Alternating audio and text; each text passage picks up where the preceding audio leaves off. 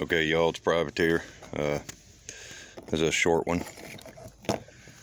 JB Weld. 2 little feet here. I broke it.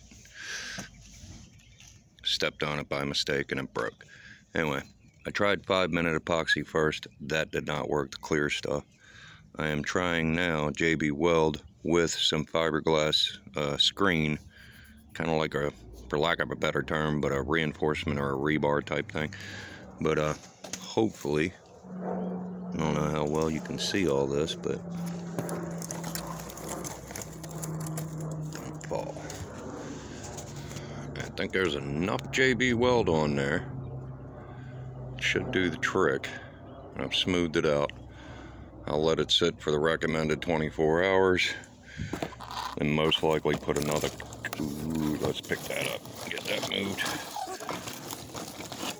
Put another coat on it when I'm done. Anyway, that's my short, oh wait, there we go. That's a much better view.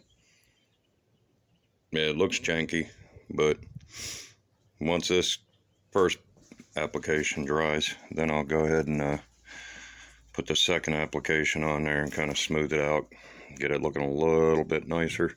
But quite frankly, I don't care about looks, I care about performance.